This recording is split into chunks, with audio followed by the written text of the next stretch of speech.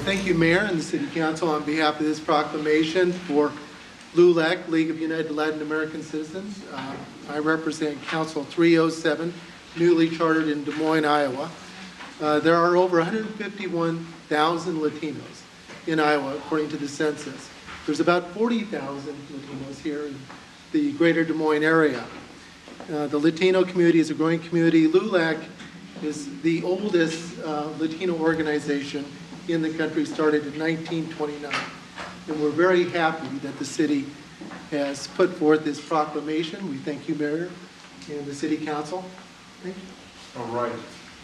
Let me step forward before we get to take our picture of our members here and read the proclamation. Whereas 83 years ago, the founders of the League of United Latin American Citizens, better known as LULAC, joined together to establish an organization that would become the largest, oldest, and most successful Hispanic civil rights and service organization in the United States. And whereas Council number 307 recently received its charter from the National LULAC office to advocate on behalf of Latinos in Iowa.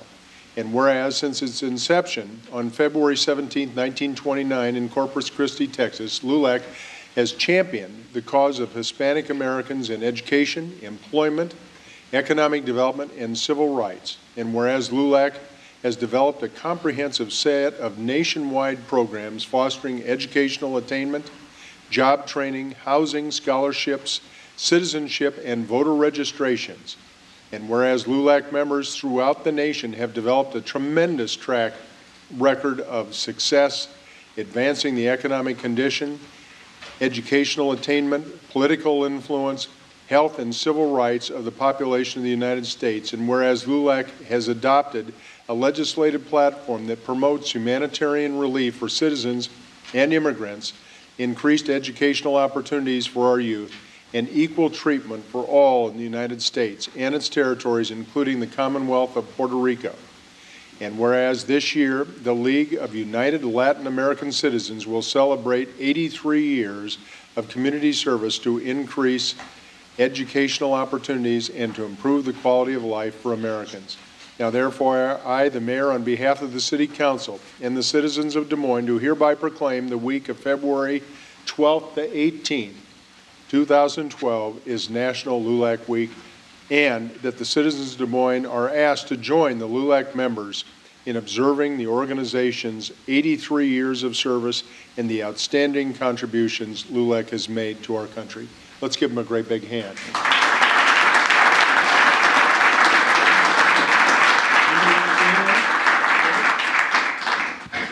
I'm going to give you the microphone. Thank you, since I'm the shortest one in the group. Thank you very much for coming and being here with us. This is a wonderful opportunity for us to applaud LULAC. And Chapter 306 was originally the first chapter that we had in Des Moines, Iowa, when I was a charter member, Mayor, since I'm so young. But we really believe in what LULAC stands for, and I applaud Joe Henry and Mary Marine and Sally and our little lady sitting down, Michelle. But our job is to try and educate society and educate our own young men and women so that they can defend this country and be very proud of the process and the progress that LULAC has made in all of these years. Thank you. Let's get a photo if we can.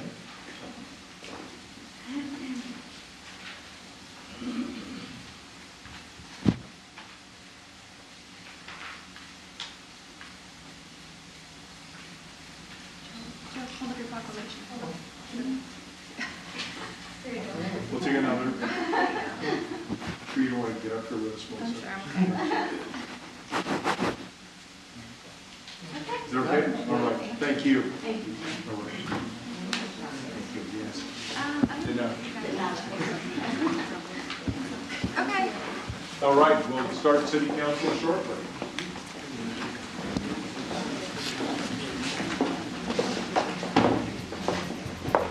Congratulations, Jim.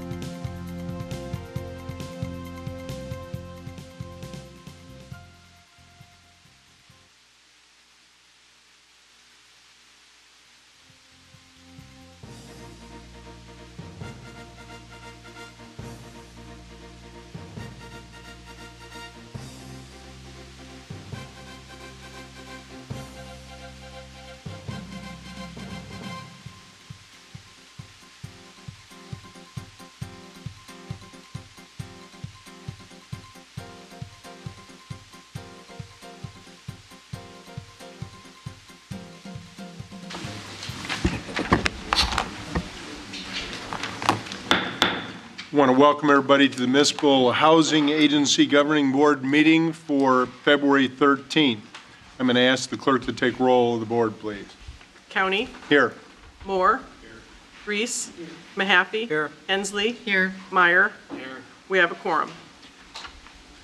Item 2 is approving the Des Moines Municipal Housing Agency's DMMHA request to the Department of Housing and Urban Development HUD to rescind 6 single-family homes from the 2003 approved disposition plan. The 6 addresses are as follows: 1525 4th Street, 1400 10th Street, 1338 Clark Street, 1120 13th Street, 1158 Martin Luther King Jr. Parkway, and 1440 4th Street. Board Communication number 12-049. Is there anyone in the audience to speak on any of those approvals? Seeing none, could we have a motion? I'll move Item that 2? item 2. All right, any discussion? Hearing none, all in favor say aye. Aye. Opposed, same. Item passes. Item 3, setting the date of hearing on the following for February 27th, which is A, an amendment to the Municipal Housing Agency annual budget for the current fiscal year ending June 30, 2012, and B is a proposed Municipal Housing Agency annual budget for the fiscal year ending June 30, 2013, and we'll have the hearing on that on the 27th of February. Is there anyone in the audience like to speak on that item?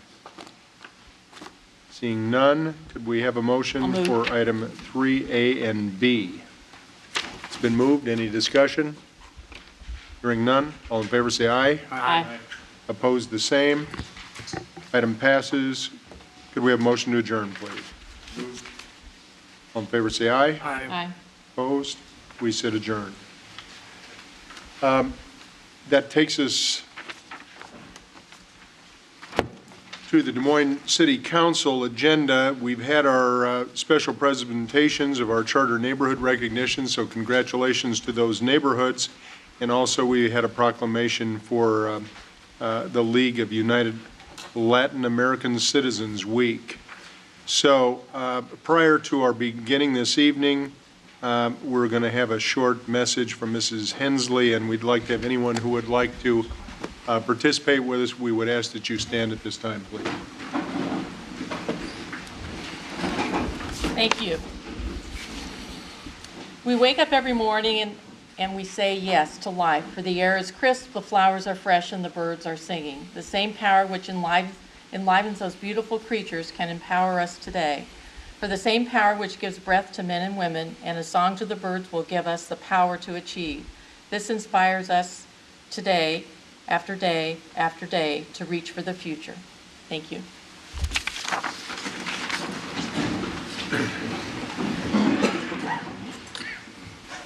All right.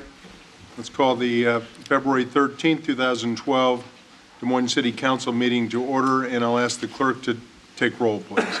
Cownie. Here. Coleman. Here. Moore. Griess. Mahaffey. Here. Hensley. Here. Meyer. Here. We have a quorum.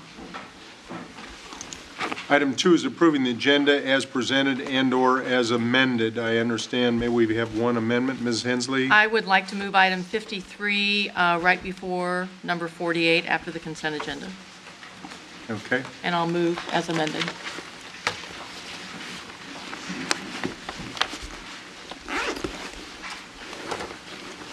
Seven yes.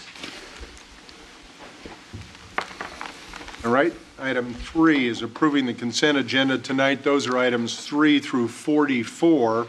These are routine items and will be enacted as one vote without separate discussion unless someone wants clarification or would like to speak on the item.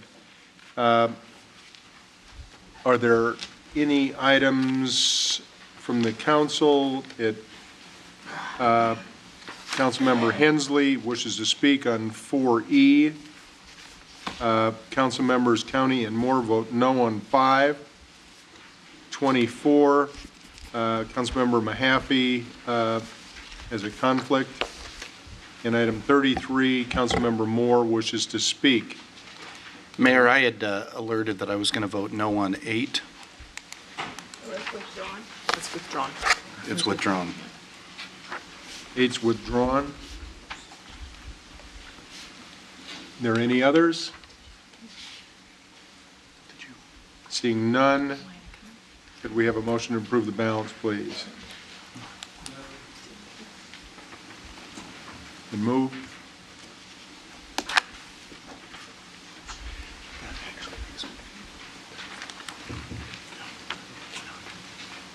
Takes us to item 4E. 4 is approving alcoholic beverage applications for the following, and E is the Quick Trip number 515 at 1421 Ingersoll. It is applied for an E liquor license. Mrs. Hensley. I would like to continue the hearing on this and not approve this license right now. There will be an item number 48 where we'll have presentation from the Sherman Hill Neighborhood Association, and I'd like to wait to take action on this after we have some resolution as to how we're going to move forward with that. So my motion will be to continue, not approve this liquor license at this time, but bring it back on the first council meeting agenda in March, which would be So we have to reconsider. March 12th. Okay.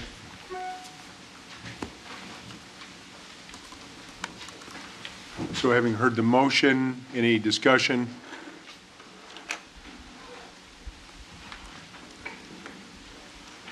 Think none. 7 yes. Okay, it's my understanding that there's someone who would like an additional item pulled for some discussion. Could we reconsider the I'll move. the consent? All in favor, say aye. Aye. We're now open for reconsideration. Do you have an item, sir? Yes, sir, on GNS towing. Okay, item number 41. 41? Yes. Okay, so we have 41. Okay.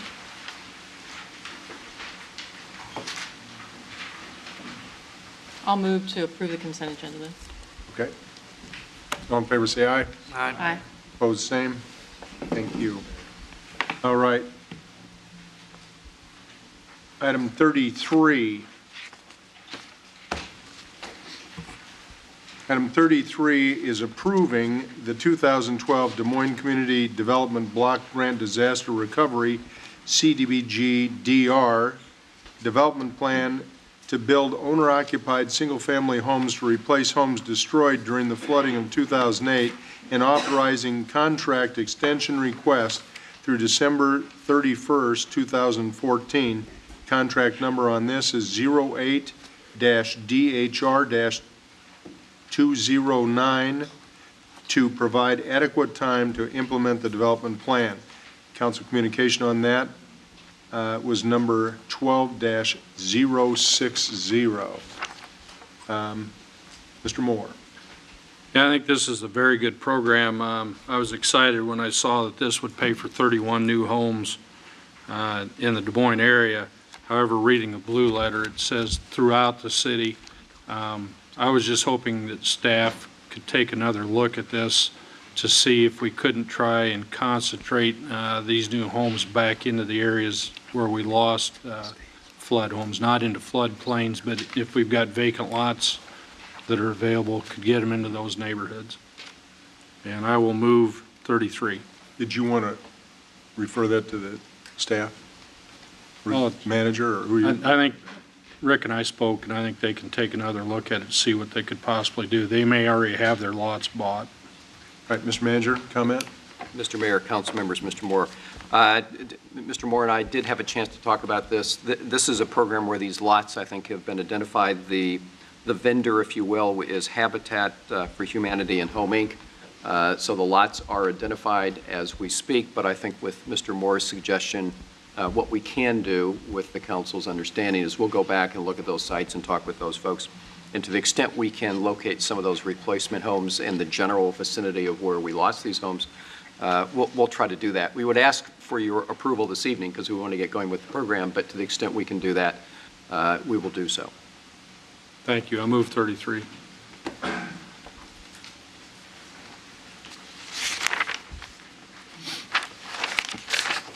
Seven yes.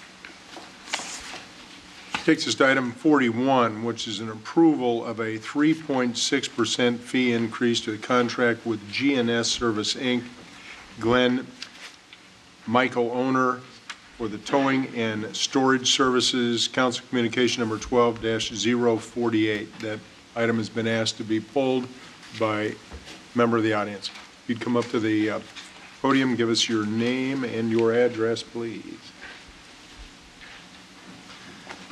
My name is A.J. Fernandez. I'm the manager of Perry's Towing and Service at 2001 University, Des Moines, Iowa.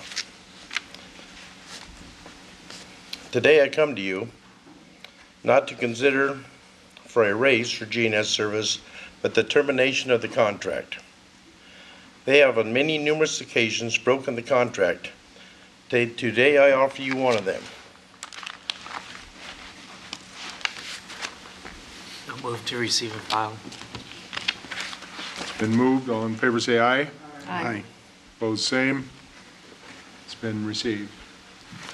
I offer you one of the such documents, that of many. The people of Des Moines deserve better than what you offer. Years ago, the tow truck companies holding such contracts, which was a set price made by the tow truck companies in the city of Des Moines. They were approved by both sides. Let me give you an example. An impound tow was $45. A private tow was $45. Service calls, flat tires, unlocks, starts were $25. This was all when the Des Moines police called. This was the rates. There was no cleanup fees. There was no winch fees. There was no gate fees. There was no paper fees. There was no administration fees. And there sure wasn't a fee to go back and look at your car when it was wrecked. Because of these fees, a lot of people can't afford to pick up their cars and trucks, and they have to be abandoned. Where does it stop?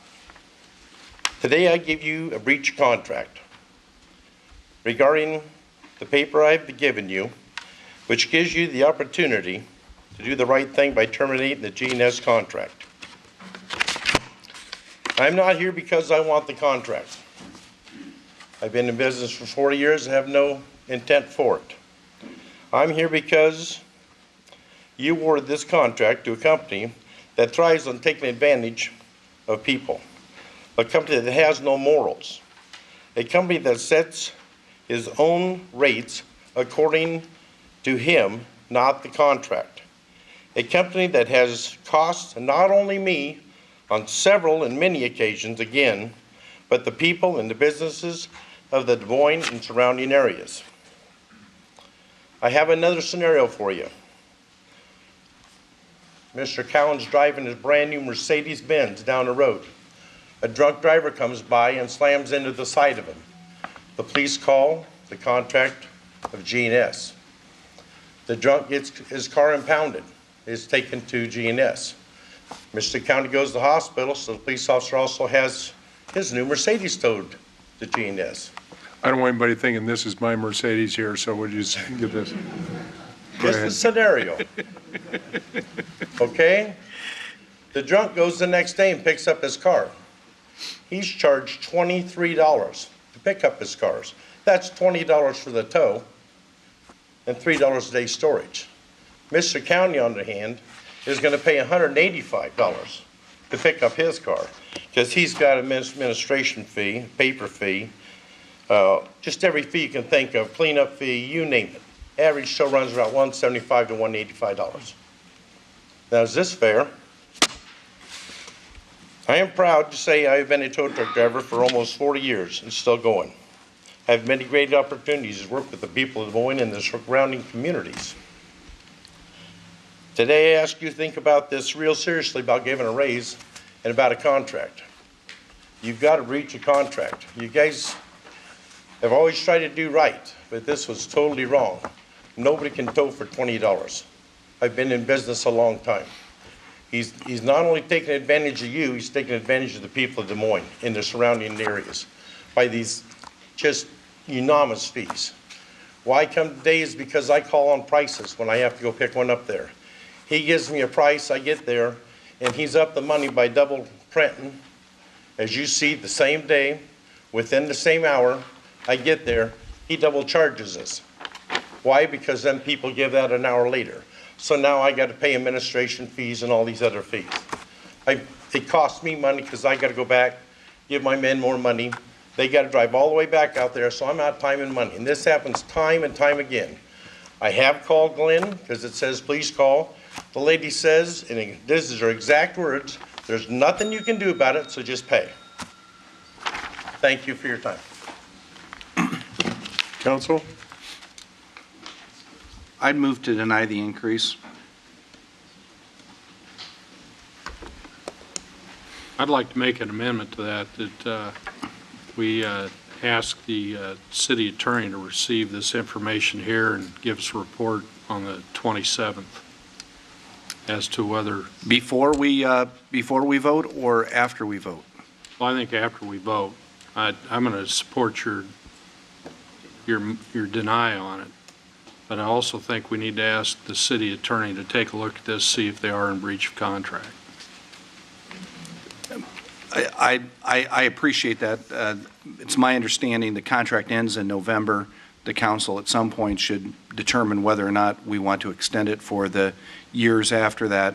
I don't have any problem telling people that I got alerted personally. One of my child's cars were towed. I think I talked about it here. He was hit by a driver, not unlike the situation, I forgot your first name, but from Perry's, that's been a great Des Moines company for a long time. And, you know, one of the reasons why they got that bid is because of the $20 or $25 tow charge. But if it was deemed necessary to bring out a flatbed and winch it up, they could charge double or triple that. And I was told when they came to tow my boy's car away that those tow trucks weren't available and they were towing virtually everything with a flatbed, which meant they were circumventing the process that we've had. And I've asked on a number of occasions to make sure that we're monitoring the fact that most tows should be done for the $20. I think a extremely high proportion of them should be. And I don't know anything but anecdotal, but that a lot of them are not being done at that price. They're using this little loophole to charge twice or three times as much, plus these extra fees. I've been given overtime stacks larger than the one that we received today of similar situations, and I would not support the extension of the contract without going to rebid it and being very specific about when and how they can charge rates higher than what they bid. So I agree with your audit and, you know, asking the contract to be researched. I would just add that we include the police department because I've had a number of inquiries and the police department has responded with information. In fact, I think the report that they've attached that you requested, Skip, is one of the reports that I used when I had a contact from another towing company wanting to have a discussion along these lines. I've had information given to me that I turned over to Jeff. What was unfortunate is I believe their contract reads that if there's not a tow truck available, they can use a flatbed. My question is how do we know if they're just saying that to get the higher rates out of it? And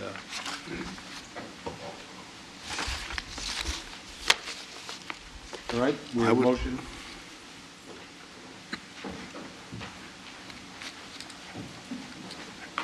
Seven yes. Hey, Jay, thanks for coming down. Appreciate your input. This is what citizen input is all about, and we appreciate people speaking out when they have concerns. and bring them to us. And as you can tell, the council is interested in hearing what's going on out there. So thank you. All right, that, I believe, completes the consent agenda. And let's, Mr. Manager, move your report for 53 on the Polk County Assessor's Annual Report to right now, if you wouldn't mind giving it. Okay, thank you, Mr. Mayor and council members. I think Diane is going to put a little piece of information up on the screen for you, but the item on the agenda is a routine item. Every year you get a report from the Polk County Assessor called their annual report. This information provides you with update information on the changes in property values within the city of Des Moines over the last year. And we took occasion of having this annual report to take a little more detailed look at it. I think some of you know in our budget discussions this year, we've talked a lot about the impact that declining values have had on our budget. And I will tell you, having worked for the city for a good many years, this is really the first time I've seen these kinds of dramatic reductions in our property values. Up on the screen, you'll see three stats that sort of summarize the dilemma that we have. The first thing you need to know, looking at this new property valuation information, is that on a citywide basis, looking at all property within the city of Des Moines, we have lost about $336 million worth of value. Okay. That is an enormous reduction in property values. Second key thing you need to know is if you look at downtown Des Moines and you're aware of the big office buildings where a lot of our commercial values are located, some of those office buildings, not all, but some of them have relatively high vacancy rates, really a victim of the economy that we're in, a victim of some businesses that have moved out of the city or down the street. But those reduced values have had a profound effect on the value of commercial offices in downtown Des Moines, such that we're looking at 28% reduction in the value of commercial properties downtown. Now, that's virtually all of the offices in downtown that have seen that reduction, including those that are occupied, as well as some of the ones that have high vacancy rates. And then the last point really sort of boils it all down. If you look at the impact that those reduced values have had on tax revenues for the city, we have actually lost over $2 million per year in annual tax revenues that would otherwise be available. Now, in a normal year, you would see maybe a 1 to 2% increase in values, so that in a normal year, you would see maybe $2 million of additional revenue that would accrue to the city. So really, there's about a $4 million swing here from what we would normally experience in the city. And that $2 million growth is not particularly robust, I must say, but it is better than taking this kind of a reduction. I point these things out because it is germane not only to the approval of the budget, which council is struggling with, we all struggle with it, but it's also, I think, particularly relevant to the conversation that is going on up at the Capitol, where there are proposals to reduce commercial values by another 40%. On top of the reductions that we've already experienced. Somebody said to me, everything in life is a matter of timing. Well, the timing of making those kind of reductions in our commercial values is not very good in light of these kind of reductions. The ability of the city of Des Moines to recover these lost values in the short term, I must say, in my view, is not very great in light of these kind of reductions. I simply wanted to bring this information to your attention. We do have a short press release that I think Scott has handed out to the media folks that are here, and we'll send to those that aren't here as well.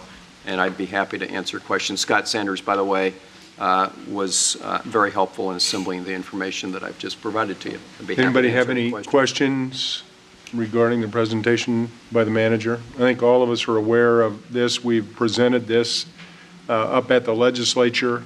This is a good summary of what's going on. And hopefully not only will our citizens hear and reach out to the legislators, but also we hope that the legislators are listening as well and realize that it's not just Des Moines, there are cities all across this state that are facing similar circumstances. So if there are any comments, we'd take them at this time. Otherwise, I think we need a motion to receive and file the assessor's annual report and the comments by the manager. So moved.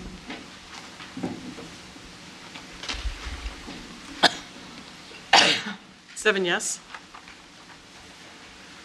All right. Unbeknownst to us, there was a person who is in the audience who wanted to speak on item 41, which had to do with a GNS contract. Is that person here? Where are you? All right. It's G. I'm going to ask the council whether or not you want to reopen this hearing and have additional testimony from this individual who has decided to speak at this time. I made the motion. I'm okay with him speaking. He owns and operates GNS. I think we owe it to him. I'll support that. Motion to reopen. All in favor, say aye. Aye. Opposed? Sir, give us your testimony, please.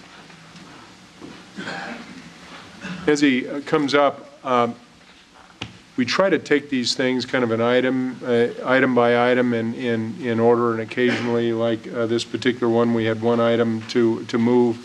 So we would hope that everybody sort of listens up and knows when these items are going to happen, and when testimony is being taken on an item, we take it all at the same time before we vote. So we're reopening this item, and hopefully we won't have to do it again tonight.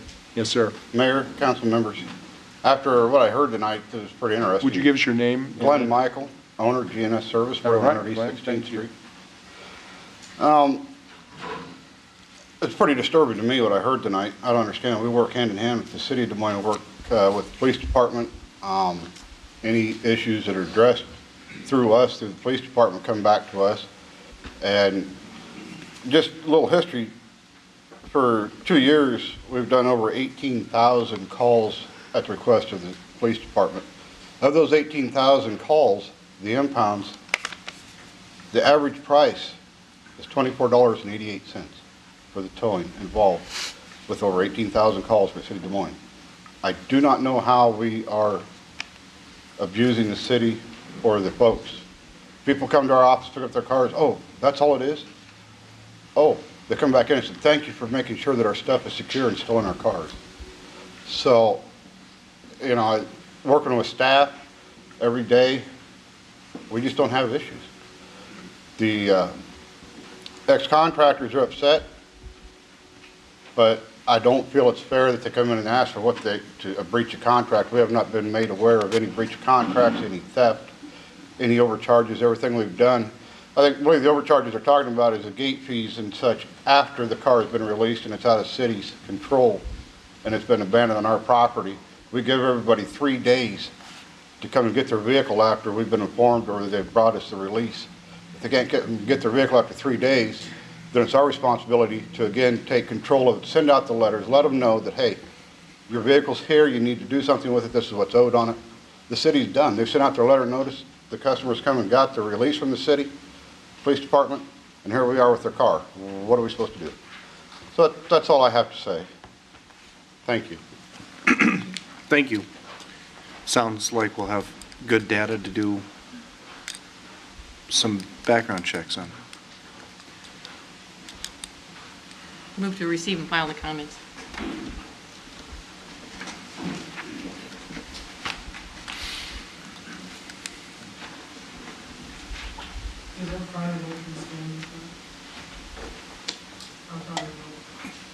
I'm not changing. I believe, yeah. I didn't move to reconsider or anything. Okay. All right. That takes us now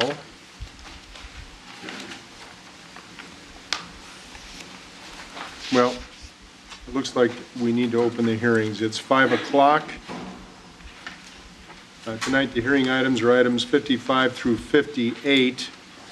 We'll start with item 55 on the application of a certificate of public convenience and necessity to operate limousine services requested by Mark Kirshner of NPI Limousine Services, LLC, Urbandale, Iowa, Council Communication number 12-068. Mr. Kirshner. Okay, is Mr. Pose going to speak for you? Mr. Mayor, members of the council, Chris Pose, attorney. My office address is 317 6th Avenue, Suite 300. Here with Mr. Kirshner and Mr. Johnson, who are the principals and the applicant, NPI Limo Service. We agree with the staff comments and recommendation. These gentlemen are happy to answer any questions that you may have, but would request approval of the requested limousine service. No. Does anybody have any questions of the applicant?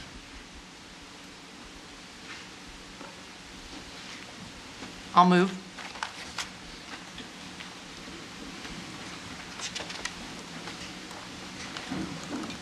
Seven yes.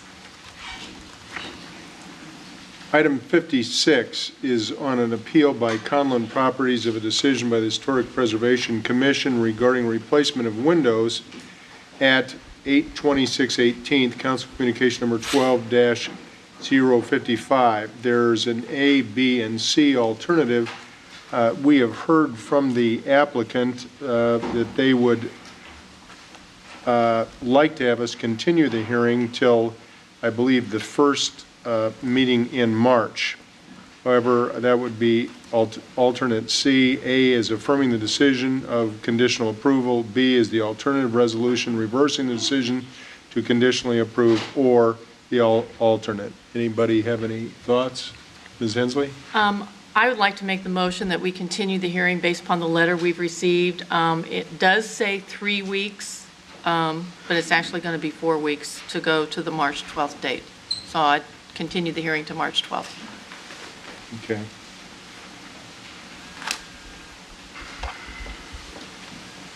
All right.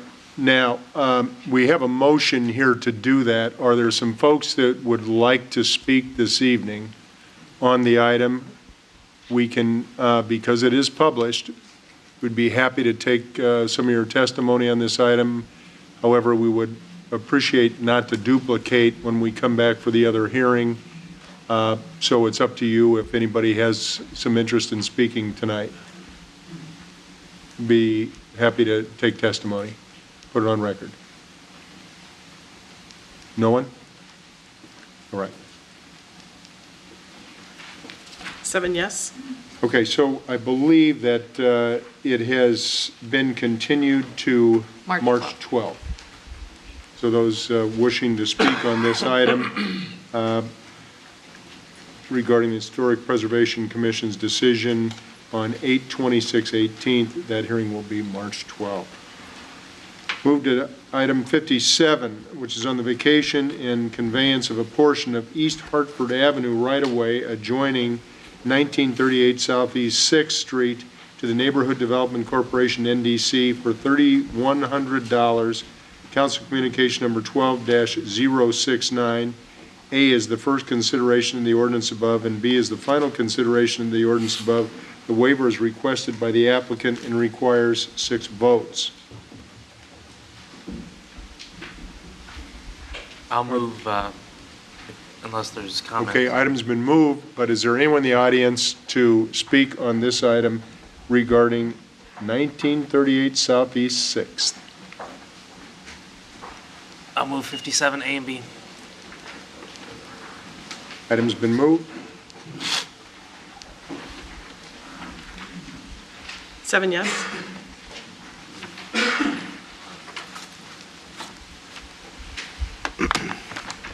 Item 58, which is on the Des Moines River Regional Trail Phase 1 resolution approving the plan specifications, form of contract documents, engineer's estimate, and receive and file the bids, and designating the lowest responsible bidder is Elder Corporation, Jared R. Elder II, President, $1,364,999.99. Council Communication number 12-073. A is approving the contract and the bond and permission to sublet, and B is approving the supplemental agreement number 2 to the professional services agreement with AECOM Technical Services, Inc., Stephen J. Eaton, principal in charge, to provide construction phase services not to exceed $83,300. Council Communication number 12-066. Is there anyone here to speak on the Des Moines River Regional Trail Phase 1 project? I'll move 58 A and B. All right, 58 A and B has been moved. Any discussion?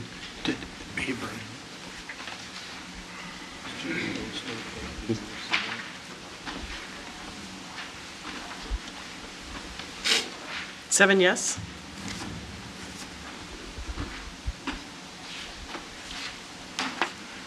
All right, that completes our hearings at 5:07. Now we go back to ordinances. First consideration, item number 45, is amending Chapter 114 of the Municipal Code regarding the operation of bicycles. Is there anyone here to speak on that?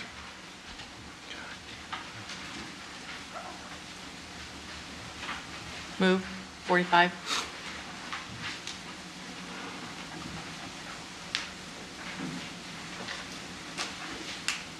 Seven yes. 46, amending Chapter 10 of the Municipal Code regarding qualifications to hold an alcoholic beverage license or permit. I'll move 46 and appreciate legal's work on that and bringing it forward to us. We had a workshop on that. I'd also like to waive the second and third readings based upon the non-pre-published. Is there anyone here to speak on this item here this evening? Seeing none, item 46 with the request to waive the second and third readings. Seven yes. Item 47, which is amending again Chapter 114 of the Municipal Code regarding traffic regulation changes as follows. A is a resident parking permit regulation, 13th Street from Locust to Walnut Street. B is the removal of a handicap parking space south side of Ingersoll Avenue east of 23rd Street. C is a one-sided parking restriction at Kenyon Avenue south of South Union and Southwest 9th Street. D is a one-sided parking restriction, Crocker Street between 8th and 9th Street.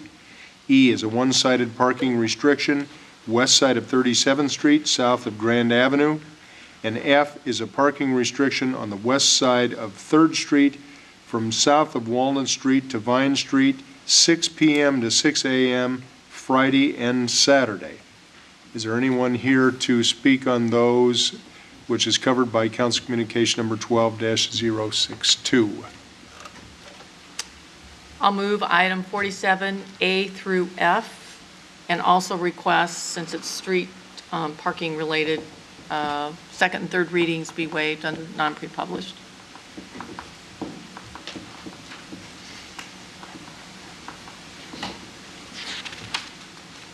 Mr. Coleman?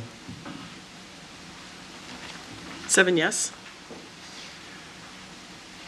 Item 48 starts our communications and reports. 48 is from Ryan Howell, President of the Sherman Hill Neighborhood Association, to speak regarding the Zoning Board of Adjustment's decision regarding the sale of liquor at the Quick Trip at 1421 Ingersoll. And Mr. Howell? Thank you, Mayor, Council. Brian Howell, 831 16th Street, and current president of Sherman Hill Association. Come here to ask that the council does everything within its power and control, including and up to legally challenging the Board of Adjustment decision regarding this liquor license, this conditional permit to sell liquor at the Quick Trip. There are a number of concerns and a number of residents and owners that are here tonight to comment on that. I want to raise two main issues. One, this was approved by the Board of Adjustment against the overwhelming opposition of neighbors, both Sherman Hill Association, the Downtown Neighborhood Association, several business owners such as Wellmark, who's made a significant investment in the area, and it ignored all facts provided, including the crime statistics reports provided by the Des Moines Police Department. The Sherman Hill neighborhood, as I'm sure you all are aware, has made tremendous strides over the last several decades, and we see this potential infusion of liquor as a major backslide. A number of folks could not be here today, and the overwhelming and 100% of the response we received has been against this. There's also a procedural issue that we would like to bring to the council's attention regarding the vote. This originally came for vote in December. It was voted down by the Board of Adjustment 4-3. A short time after that, I understand that the Representative Quick Trip challenged the residency of one of the board members who had voted against them. He quickly resigned, and the matter was then scheduled for a revote in January. Keep in mind that that left it at 3-3. The measure still would not have passed. We don't really understand why it came up for another vote, but it did. And in January, it was voted then 4-2 with one of the chair, Mr. Gray, changing his vote, despite increased opposition and more people speaking out at that meeting against it. The conditions that the Board of Adjustment is required to look at in this situation involve considering whether the proposed use would adequately safeguard the health, safety, and general welfare of the persons residing in the adjoining area and the surrounding residential area, whether or not it would have a significant detrimental impact upon the adjoining residential areas, and whether or not it will constitute a nuisance. The chair himself, who was the swing vote in the YouTube video of the meeting, stated that in his gut and in his heart, he believed this was a nuisance. City staff, in their usual diligence, had a very diligent and complete report recommending against awarding this, finding on these very issues that it would be detrimental to the public health and safety, it would be a nuisance, it would have a significant detrimental impact on the area and surrounding areas. So we ask that you consider, and we appreciate Councilwoman Hensley tabling the approval tonight so that this can be looked at further. And I would like to also alert the council that there's a 30-day period, which is March 1st, for an appeal to be made at the district court level to challenge this decision. And so time is of the essence to address this. You know, one of the main issues, and I'm sure you'll hear from Quick Trip, is that they would manage this well and that they would take every consideration, and we believe them that they would. They generally have been responsive to nuisance complaints in the area. Our problem is once a liquor license is approved there, right in the heart of our downtown, right at the edge of our sculpture garden in our neighborhood, it would be very difficult for the city and the residences and the business owners to remove that liquor. We have examples of troubled liquor stores and convenience stores around the city where it has been very difficult, despite constant crime, shootings, drugs, to shut those down. And while the management may be able to sufficiently sell liquor for the very short term, we're very concerned about the long-term effects and the ability to continue to stabilize that. So we'd ask that you certainly review this and take any measures within your power to challenge this. And if there's any questions, I'd be happy to answer. Ryan, I think that you make a strong case and certainly have properly registered the concerns of the neighbors, not only your neighborhood, but the others as well. Your comment regarding the procedural issues, I think we should have the city attorney at least make comment on that. Mr. Attorney. Thank you, Mr. Mayor.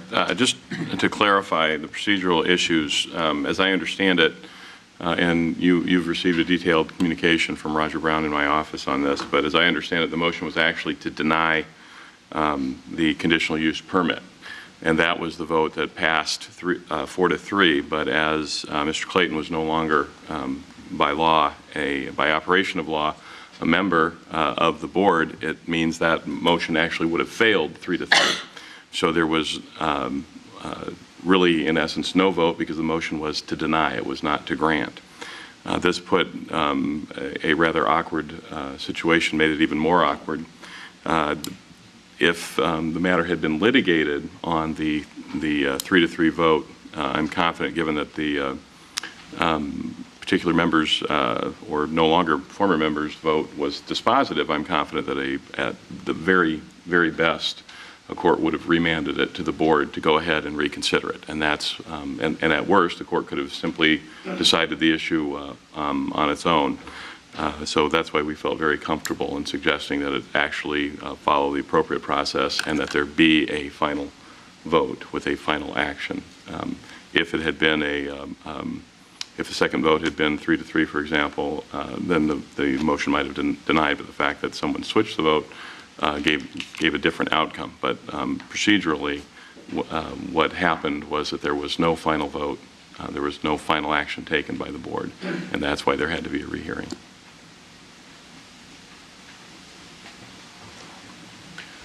Now, hopefully that's crystal clear. We'll go ahead and receive additional testimony unless somebody has some questions of Ryan.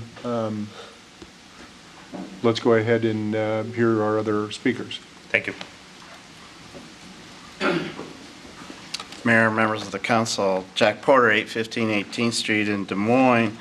I'm here opposed to it, and there's also several other people in the audience opposed to Quick Trip being licensed to sell liquor.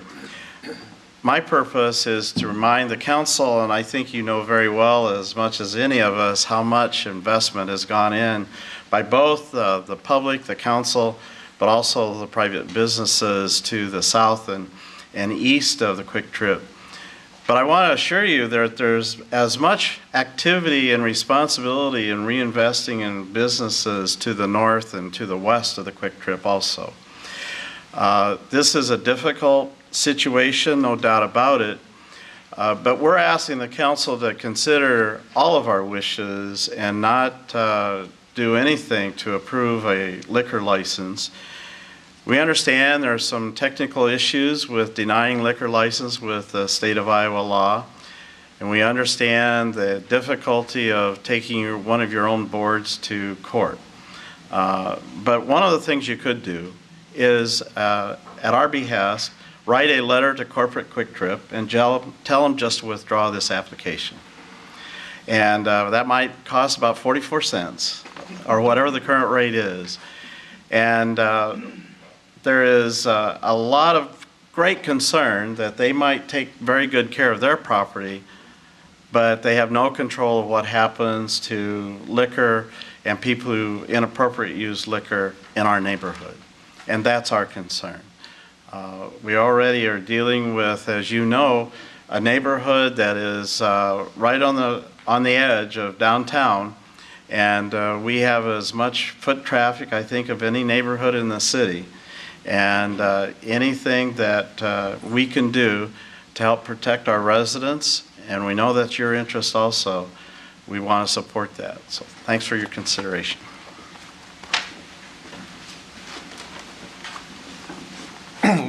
Those two guys are hard to follow.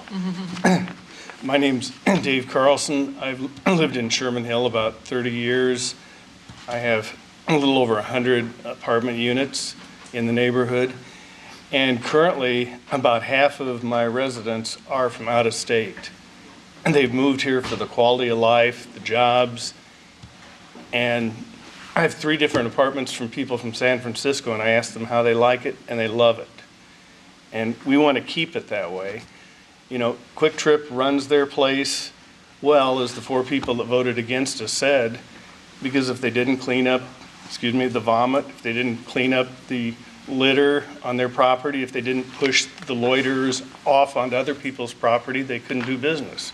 They even have a policeman there most nights because they couldn't operate otherwise. This is only going to make the problem worse. And I think Jack's idea was really good. Otherwise, I think the only thing we can do, I don't know if we can win in the court. We may just have to encourage people not to shop at a neighbor who is not a good neighbor or a good citizen. And we've done it before. You know, we have streets coming into the Quick Trip. We have yard signs. I guess that's, thank you. Thank you, Dave. Ryan Galloway, 611 16th Street in Des Moines. I just want to speak briefly on what we think will be the impact on future investment and development in the neighborhood in the Western Gateway, part of downtown Des Moines. I think that the primary issue is there's a significant transient population in this area that buys their alcohol at Quick Trip and then disperses, as Jack Porter has already mentioned. And so it's going to be very difficult to pin Quick Trip as a nuisance property in the future. Most likely they won't meet the criteria because they'll sell the liquor, which will then people will take it off site, 1, 2, 3, 4 blocks away. And I'm just now finishing the development, the rehab of the Marilla building, which is 2 blocks away from Quick Trip. I have an unimpeded view of Quick Trip, and I've been physically assaulted, I've been verbally assaulted many times by drunk people coming from Quick Trip. There's constantly Quick Trip bags on my yard. Alcohol cans are left. We put a fence up recently, which has helped, but for people who don't have fences who live right next to Quick Trip, I think it's going to have a negative impact on property values, which goes back to property taxes and the shortfall the city currently has. I think it's not the only issue in the neighborhood, but it just certainly doesn't help. Anything that can be done procedurally or whether going to district court, I would definitely support that. But I know the city has there's challenges with that. So just want to throw it out there that I think Sherman Hill and Hatch Development Group, we've developed a lot of well over 100 units in this neighborhood within walking distance to Quick Trip. We've experienced negative impacts from people who buy their alcohol at Quick Trip who are more transient, and we think it will have a negative impact in the future in the neighborhood.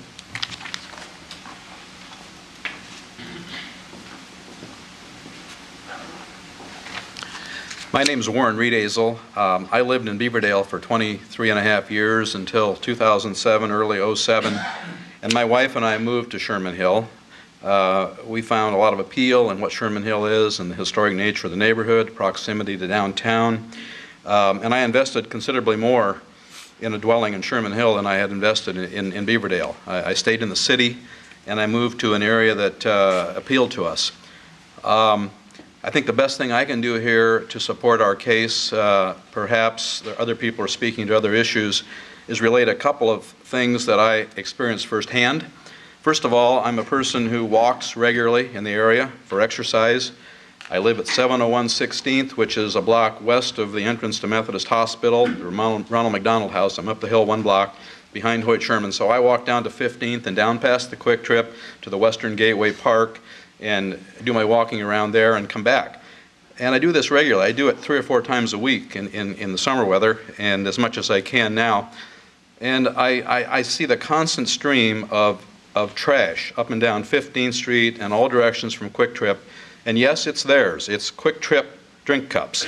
It's the clear plastic containers that had nachos or had hot dogs in them. And I picked that stuff up. I asked for a trash a trice device at the corner by Quick Trip 2 or 3 years ago, and the downtown development group was kind enough to put one there, and I picked things up and put them in there. So one point is the Quick Trip is creating a substantial amount of trash, and the reason for that is what Mr. Porter said. We have a high pedestrian traffic rate in Sherman Hill. We have more people walking away from a business, eating and carrying things than most anywhere else in the city. And so that gets strewn all over Sherman Hill. The other experience I had is on June 25th, 2008, 3 years ago now. We had a home invasion at 2:35 in the morning. We were awakened to a cement planter that we had on our front porch thrown through our plate glass front window. And it was a very scary thing.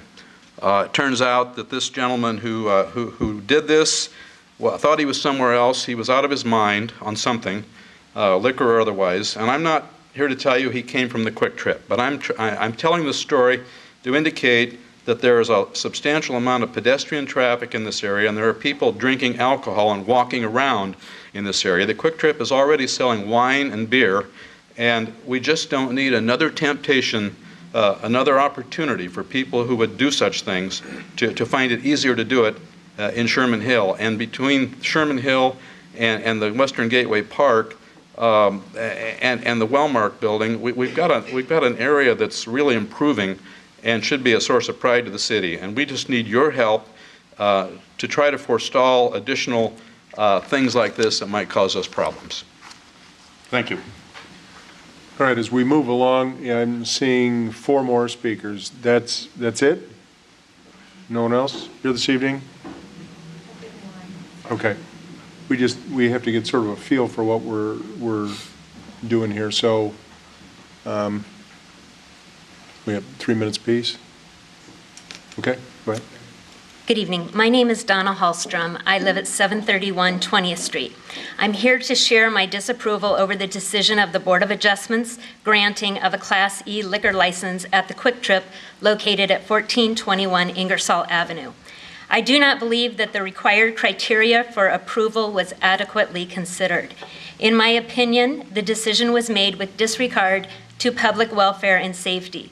I believe the fact that this Quick Trip is one of 3 in the entire city of 20-plus Quick Trips that feels the need to maintain police presence is testament enough to the fact that nuisance is already a problem at this location.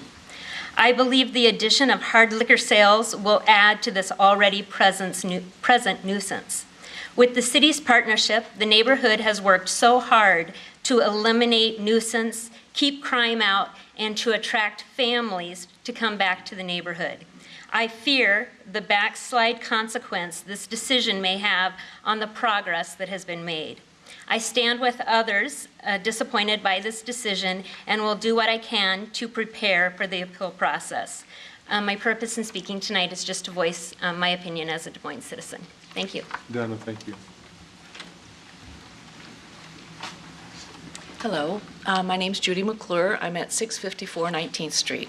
And both as a Sherman Hill resident and someone who had taken a condemned 5-plex property and turned it around 20-some years ago, and as a small business owner, I am standing with my neighbors and saying how dismayed I am that the Board of Adjustment took all this input and nonetheless turned around and approved something that seems like it's going to be a great detriment to not only the Sherman Hill neighborhood, but really also my downtown neighborhood. I mean, this is kind of my hood. This is my path of travel all the time, down 15th Street and past Gateway and so forth and so on.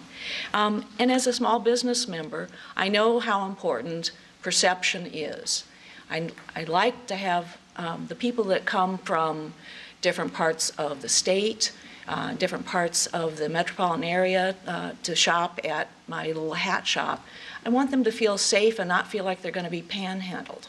At least I'm on 19th Street, which is a lot further away than some, because I know I've had neighbors that have said it's pretty uncomfortable to be accosted as they're walking. And of course, we're working very hard to try to have a much more pedestrian and walkable neighborhood and bikeable neighborhood too. So really, whatever it is that the City Council can do, we request you taking a look at the full range of strategies. And if nothing else, as Jack Porter said, perhaps you can use some influence on Quick Trip to not have this one be one of the ones that they have liquor license in. Thank you very much.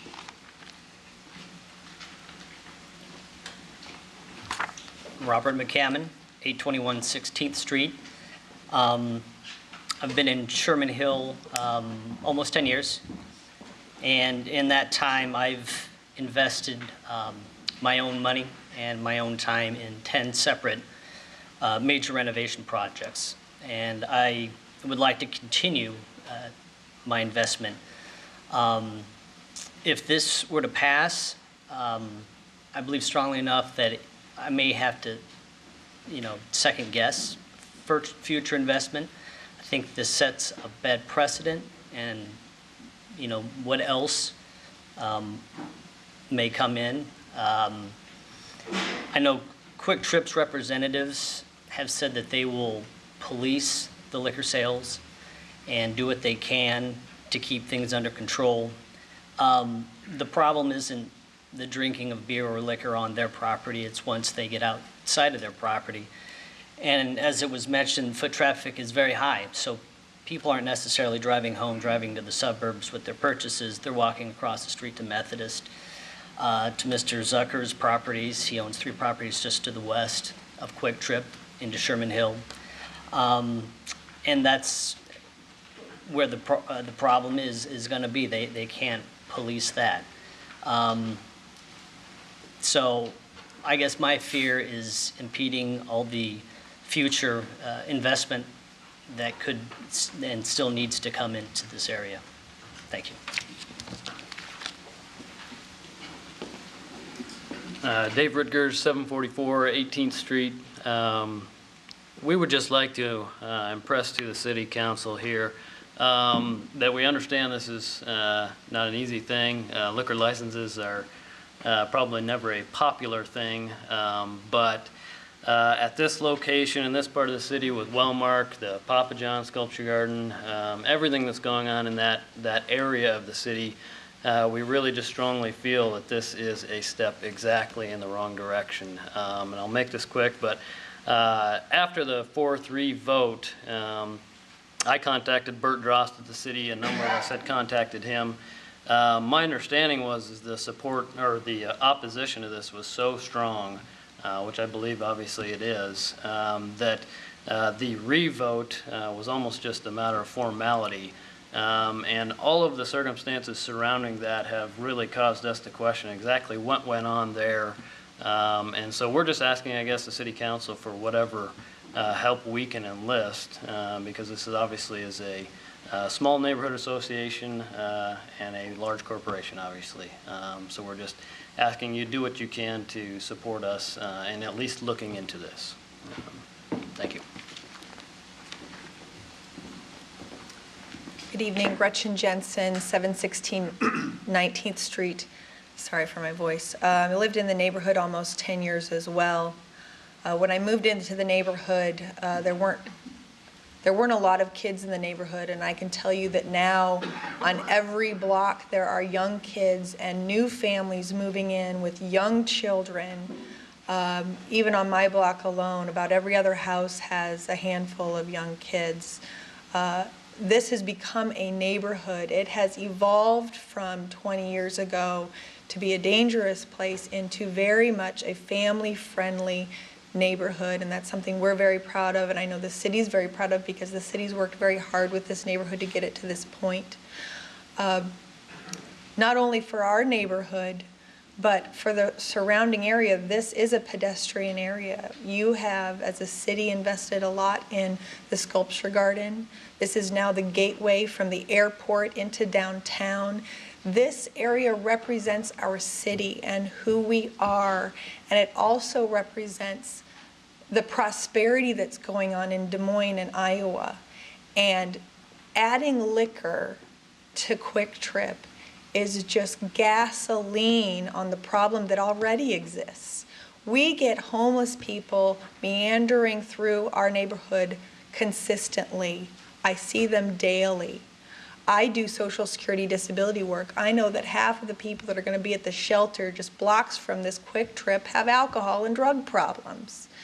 And to support a new shelter going in and to allow a liquor license only blocks from there, let alone that people have to walk through a park to get through. You have the library there, you have the downtown school.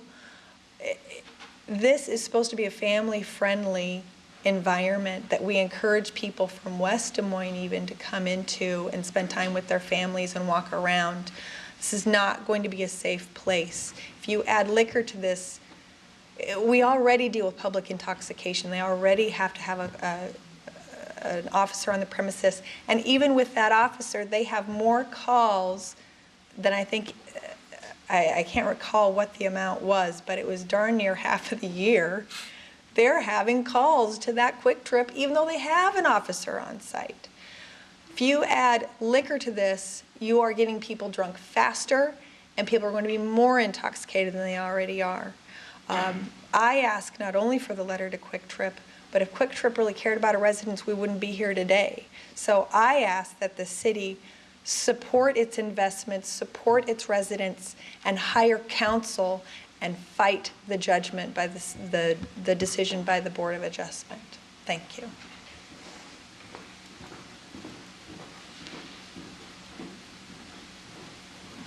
All right. I want to thank everybody for your input this evening. Council, at this point, I think we have to probably receive and file the communications and the reports. And we know we have the hearing on that specific license coming back to us Okay. in the near future. I'll make a motion to receive and file the information, but I'd like to just talk through and what would be some of the next steps and how I see us moving forward. I'm very supportive of the Sherman Hill Neighborhood Association and all the neighbors. In fact, I've been in contact with Ryan on a regular basis on this item. And I have to share with you, I was just as taken back at the revote as anybody else, because I thought, well, I understood why it had to come back for a revote, and I thought it was a non-event because it would most likely be a 3-3 vote, and that really changed dramatically when somebody changed their vote and it now becomes a 4-2 vote, and it allows them to move forward with a Class E liquor license. So then the discussion is, what are our options? And I have had conversations with legal, and we talked about the 30-day appeal period that the citizens have, but my question was, do we as a council have the ability to actually participate in that appeal process as well? And you have to understand that the city council doesn't take it lightly when they're looking at challenging a decision made by a board, but there is a precedent. We have done it. So it's not as if we haven't done it. But, and that's ultimately where I would like to end up if we cannot sit down and talk with Quick Trip. And Jack, you made the reference that we need to send them a letter. I think we need to take it a step further. I think we need to have an in-person meeting with the top officials of Quick Trip, made up of neighborhood leaders as well as city staff, the mayor, myself, going and sitting down with them, asking them to not go forward with this. If they're not willing to work with this, then we would have to look at taking that next step. And I would be very comfortable having you come back before the council, or the council being asked to take some step in joining in that lawsuit. But I think the first step would be we need to have a very high-level discussion with the Quick Trip officials. The other thing that I would just like to talk about just for a second here, and we've had this discussion at the council table a number of times, and it's the whole issue of Class E liquor licenses and what that's doing to our community. And I did talk with Senator Hatch. He lives in Sherman Hill.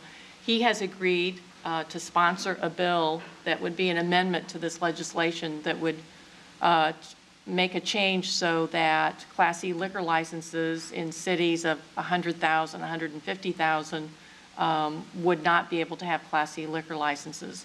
Being sensitive to the fact that smaller communities where you just have 1 or 2 convenience stores, it is the only store that they can sell liquor. So I'm sensitive to that. But clearly we have the statistics and the data now that will show the legislature that this is an unintended consequence of what the law was that you passed last year. We've had the discussion probably every night at every council meeting for the last couple of months. We've had a discussion around Class E liquor licenses and the impact because of the number of them that are coming before us. So those would be the items and how I'd like to proceed with this right now, and I'd appreciate comments from the rest of the council and the mayor. The only thing I'd add to it real quickly is not only have we discussed this Class E situation, which is very frustrating for those of us who have now no longer have any, it seems, or very little input regarding placement of Class E liquor licenses. I mean, it just, it's pretty much the way it is. This council's had concerns about proliferation of liquor establishments and package sales since before that license ever happened up at the legislature. I think a lot of these things need local control. Every city, every town handles these things differently and has a different set of problems. But I think in an urban area, you guys have clearly demonstrated that this is an issue that needs to have the ability of a council, at least in my opinion, to handle some of this. And I know that the rest of the council probably want to say something, or at least some of you do. Start over here. I guess the comment I would echo what you guys have said. I watched a story on KCCI a couple weeks ago, and they were they did like an investigative report of synthetic drugs being sold at some convenience stores in the metro area. And what I found interesting was the public perception is you absolutely shouldn't have synthetic drugs. The whole story was slanted toward this is a problem. This is equally as much of a problem. I imagine if we had a representative from Quick Trip come up and answer some questions, and we asked them if they're considering putting synthetic drugs in this location, their answer would probably be no, and their rationale would be we don't want to promote that kind of product. But at the same time, you've got an entire neighborhood and surrounding neighborhoods saying this isn't a good idea for our neighborhood, this is a problem for our neighborhood. And Quick Trip is looking at the bottom line and saying from a business standpoint, it doesn't matter what the neighborhood wants, we're going to sell it in order to boost our bottom line. And I think that represents very poorly on Quick Trip. And I understand why businesses are applying to get e-liquor licenses. But in this case, from start to finish, the process has been nothing but an issue and questionable. And from a corporation the size of Quick Trip that purports to be a good corporate citizen, this is a real issue for me. So I would gladly support the motion and would be happy to, in whatever way, send a strong letter, if that's the case, to Quick Trip reiterating that.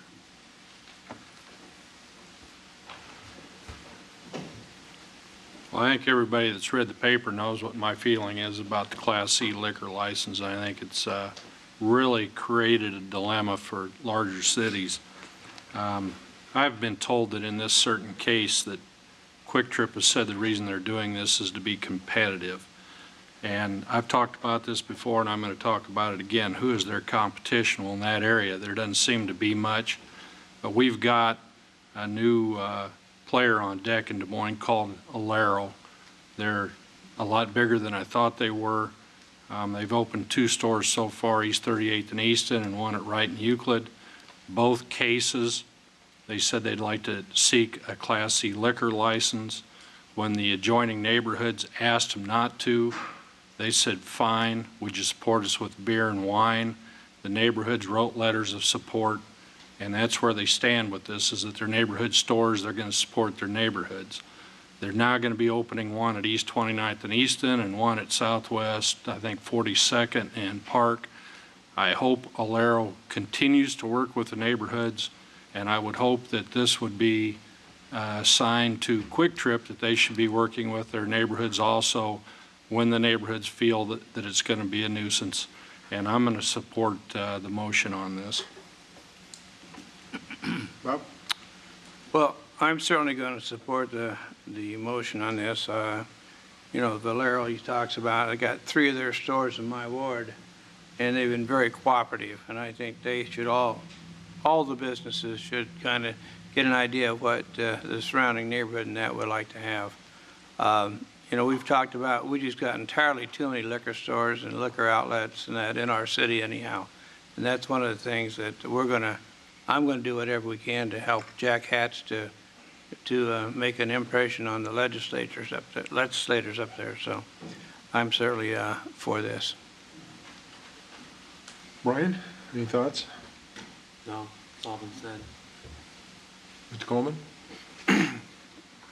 It's all been said except for this. I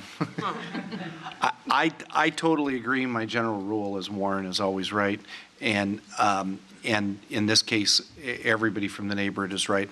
I don't want to send any mixed signal to Quick Trip that this is the one and only place that we're concerned about. They have stores around the metro area, and I don't want in any way for us to pick and choose where we think that they're going to be okay. So I'd like our efforts to be about how the city approaches these. This is an important one. It doesn't diminish the problems that would be created here. There's some unique problems here because of the social service agencies and the other kind of the transient population that's close to there, the depot, all those kinds of things create a unique situation. But it's not the only situation that is really tearing apart some of our neighborhoods. And I hope our approach is directed at how we approach these and how we can work through these. This one is a model for how we can work together to keep this from being a difficult situation for our neighborhood. So can I just add the dates that I think that, to the motion so that we're all in agreement? And that would be that for the next 2 weeks, within the next 2 weeks, we get a meeting set up and actually conducted with Quick Trip, the highest level officials that we can meet with here or have actually fly in to meet with us is what I'd really like to negotiate and get them here. And if we're not successful, then ask that this item be put on the council agenda for the 27th so that we could actually, as a council, take action then to determine whether or not we would be part of the appeal process. And that means we'd have to then actually hire additional lawyer to represent the city council because we'd have a conflict with our in-house legal. Mayor, could I add that I think it needs to be known that we're not picking on Quick Trip only. There's other convenience stores and mini marts around town that are doing the same thing, and I think that I hope this sends a message to all of them that they need to reconsider what they're doing. All right, we have a motion. 7 yes. All right, the takes us to item 50. Item 49 has been withdrawn. Item 50 is from Anthony Herman, Polk City, to speak regarding a local option sales tax. Hello. I'm here to discuss a pretty timely subject because I see that, you know, it's a major concern, the drop in revenue that the cities are experiencing. And I guess my concern is that after they roll back the commercial property tax, that the residential property owners are gonna, there's a limit to how deep that well is and how much. It's tough out there, and it's how much burden that you can put on people. And I think now's the time. I know that you had a destiny vote that got defeated, and I think a lot of the problem with that is the lack of education to the voters on what a local option sales tax would accomplish. Local option sales tax is a very fair tax. You know, obviously, there's no tax on groceries, no tax on automobiles, and if you don't have money, you don't pay the tax. Unlike if you own a home, if you don't have money, you lose your home. And another thing about local option sales tax is a lot of people come from outside the county to shop in Des Moines, and they could help with Des Moines' finances. They come here and use Des Moines roads and services, and it's only right that they chip in through local option sales tax and help pay the bills. You know, and of course, as I've already mentioned, relief to property owners is a major thing. And also, there's $2 million. I noticed that the loss of annual tax revenue is $2 million, and there's $2 million in sales tax overpayment that Des Moines doesn't get any of because they don't have a local option sales tax. And I've made a handout here. I talked to a gentleman over here at the Department of Revenue, and when I talked to him, he was shocked that no one's gone after this money. I mean, I think that I think it's unfair that the, you know, Polk County or Des Moines generates the most income in Polk County, but they don't get a share in this overpayment. And I've got some handouts here that I can give you that might be of interest. You know, Would you like to make that part of the record? Yes, I'll do that. So well, I Coleman think has a motion to receive and file. All in favor say aye. Aye. Aye. Opposed? Thank you. Well, my reason for being here tonight is that I feel like at some point, you know, it might not be the easy thing to get people to understand that the sales tax is the best option, you know, but you either have to raise your revenue or start cutting services. Unless you want to start laying people off and shutting off street lights, you're going to have to come up with some revenue. And from what I see, this is the best, very best option. And the flip side of that coin is that I just don't think people can handle putting all the burden on the residential property owners.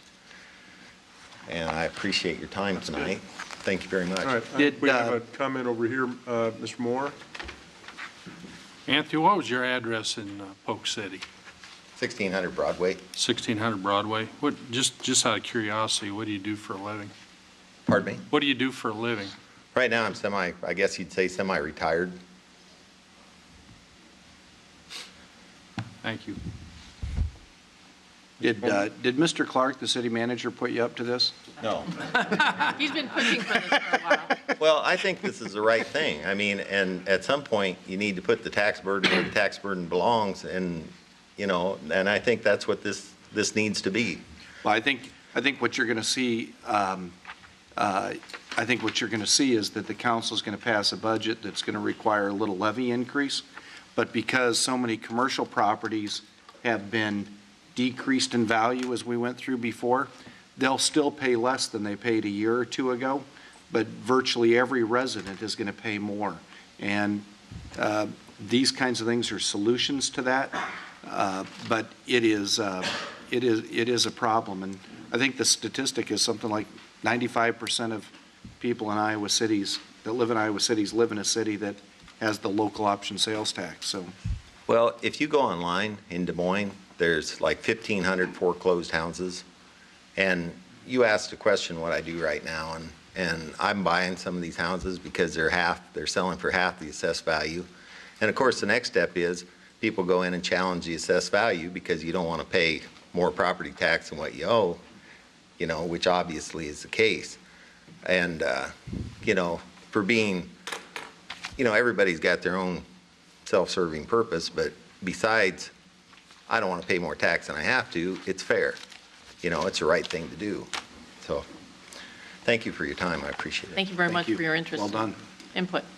If I could just add a quick comment to what Mr. Herman said. I had an interesting discussion with the city manager earlier today, and he indicated that Polk City and I think Sheldall are the only two cities in Polk County that have the sales. And apparently a lot of businesses, because they do business in Polk County, assume that there's that additional percentage sales tax, and something like $800,000 is overpaid annually. And the state doesn't know what to do with that pot of money. And so it ends up going, I believe the majority of it, back to Polk City. And I'd like to see if there's a way, my presumption is that Des Moines probably contributes a fair amount to that. And I'm not sure if there's any options that the city has to see if there's a portion of that that could be reimbursed to the city of Des Moines. I think it'd be a good discussion Wednesday morning with the legislative committee, don't you, Bob? May I say something? Sure. Please. It's not 800,000, it's 2 million. Even better. And Sheldall doesn't have any commercial businesses. They used to have a pop machine, but it's gone now. They get 5% of this. They get $100,000 a year, you know, and they're not even completely in Polk County. And that's what I'm saying. This is so ludicrous and unfair. I mean, other people are like straining under the burden, and there's all this money, and you know, Des Moines is the biggest contributor. Des Moines should be getting it. But besides that, the local option sales tax would also, there's a bonus to be had. And that's what I mean, if you'd educate people, you know, people from outside of Polk County will come and spend money and help us pay, you know, pay for the services that they use when they come here. Plus there's a bonus to be had. Plus there's an income from the sales tax. I mean, to me, it's a fair deal and a win deal all the way around, because if you, for one thing, if you're going to buy a $1,000 big screen TV, is that extra $10 going to stop you from buying it? Most people don't even know what the hell the sales tax rate is. They just buy the TV, swipe their credit card. They're not going to know the difference, you know? And if you don't have any money, you're not going to buy the TV, you don't have to pay the tax. I mean, it's a fair tax.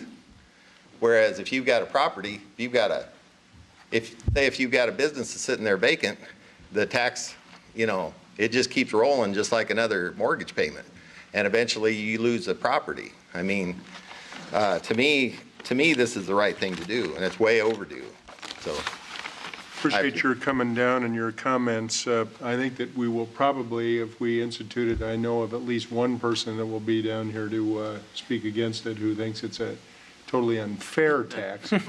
But we'll have to deal with that as time goes along. I think that we agree with you.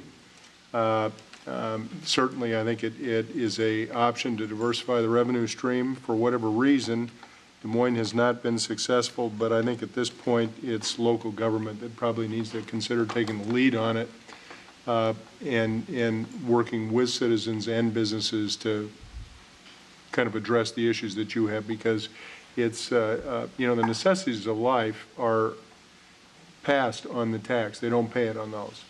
And so, while car may be a necessity of life, maybe a TV is not. And I think that we need to take a look at that opportunity and have a wide discussion with the 7 people sitting around this table and with our staff and with the citizens and see if we can't move forward. And I think it's a great idea, and I appreciate your coming down. Thank you for allowing me to speak. Yep. Wait a minute. We have, Mr. Herman, we got a question Would you consider here. one of those houses you're fixing up in Des Moines, maybe you ought to move into one of those houses if you would. Yeah. I'm sorry, what? He wants you to move I want into you to one of move the into houses Des you're Moines. fixing up. Well, I'm fine with that. That's All any right. consolation. All right. Good. So, thank you. All right, thanks. Thank you. All right, motion to receive and file. I would move, and with also the recommendation that the city manager looks at options to collect that Got it. undirected portion.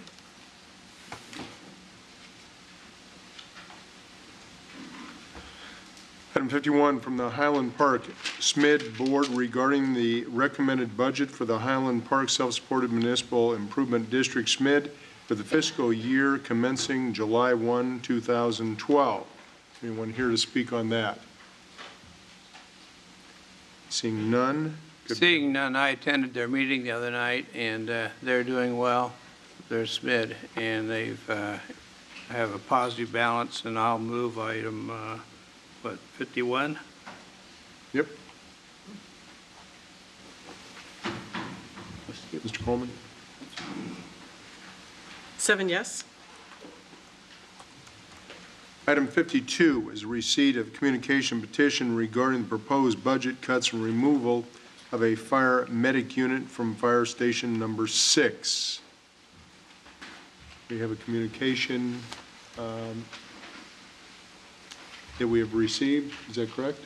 Mm-hmm. All right. Is there anyone to speak on it? This is an important issue, and I've perhaps, Rick, if the fire chief could come down and explain what exactly this is, but a lot of people opposed to it. I understand it's a very expensive endeavor. Chief DeKip, if you could address it just very briefly. But I did also have a conversation with the city manager, told him that I'd like to see it reinstated, perhaps using some of the red light camera monies or some other source of revenue if we can find it. And I understand why they did it, why they're proposing it, but certainly oppose it and hope we can come to some resolution.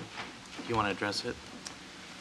Sure. Mr. Mayor, members of council, John DeKip, Chief of the Fire Department. Wasn't exactly sure to what level. Maybe it would be beneficial for the council for me to talk just for a couple minutes here about some of the information I've talked with the council about individually. Some of those pieces are the process that we went through to get to our above the line and below the line budget recommendations that have been before you for a couple months at this time. One of the things that we looked at, and as you get communications from different groups or parts of the city, is to take a look at just some data.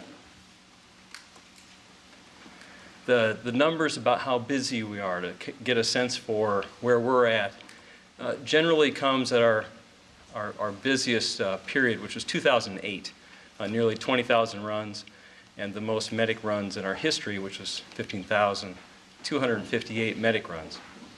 Those numbers are significant because they are the busiest we've ever been. We've been fairly flat for about 5 or 6 years in our total number of runs.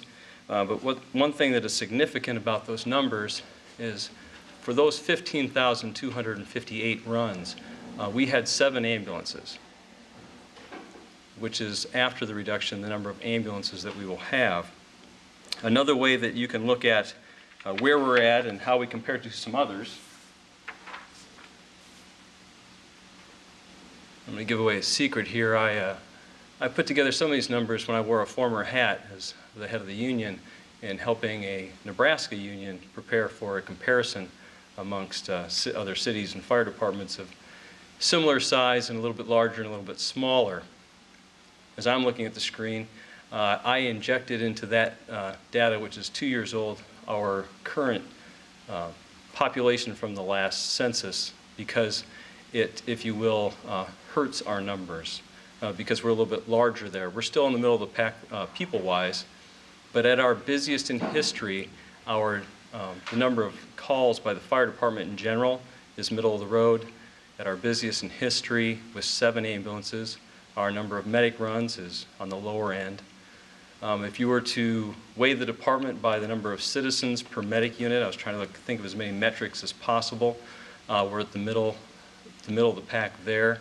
The next number, which is significant to me, is how many ambulances or how many runs per medic squad are occurring in the city.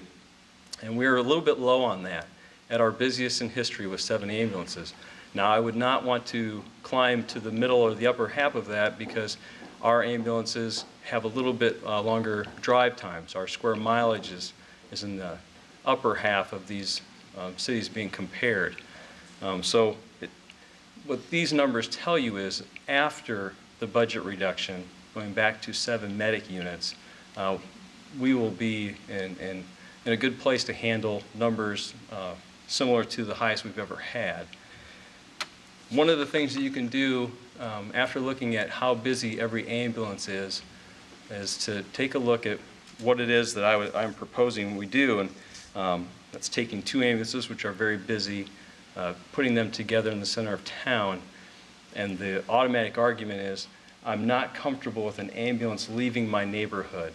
My neighborhood is older than other neighborhoods, or perhaps we are more challenged in a specific way.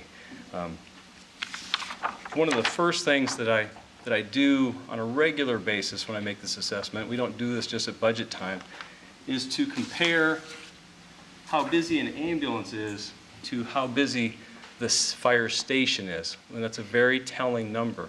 We don't have as many ambulances as we do fire stations. So quite often when an ambulance goes out, they're not going to the immediate neighborhood, they're going somewhere else in town. On the first set of data, if you will, if you go down to station 6, E6 means engine 6.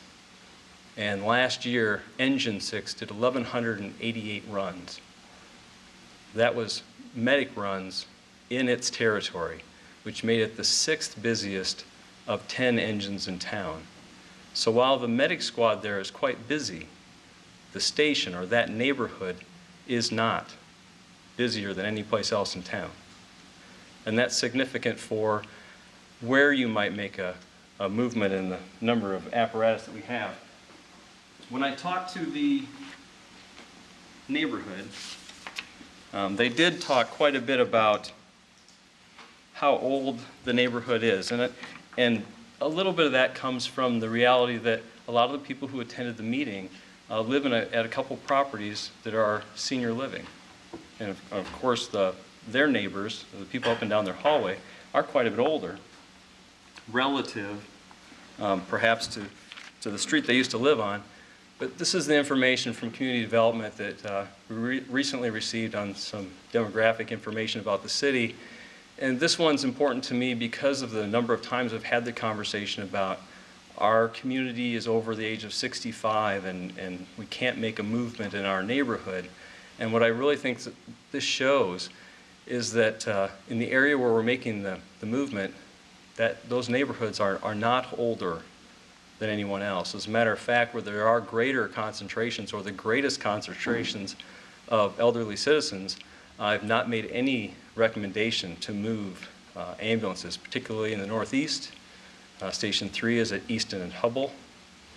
In the nearer Northeast, Station 7 is at East 12th and Euclid. Directly west of downtown or south of Station 5, which is 42nd and University, and the area in the southwest near the airport, which is Station 8, Southwest 13th and McKinley. So as I look around and I see I'm going to need some help with the clerk. We haven't practiced this, but I can put up a little before and after to show what we're doing with our apparatus and our capabilities within the city. We today have 8 ambulances. And we have 2 engines which don't carry people, but they carry paramedics, and they carry paramedic equipment and heart monitors and those kinds of things. After the reduction, we won't have 8 ambulances, we'll have 7 ambulances. We will go from 2 paramedic level engines to 4.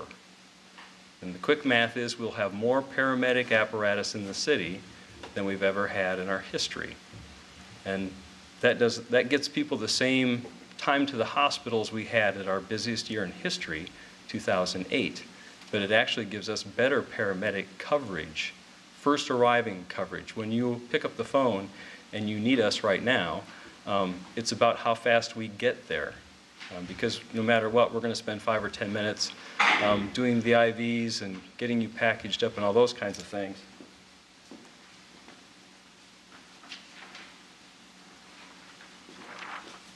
I'm going to put both of these up side by side.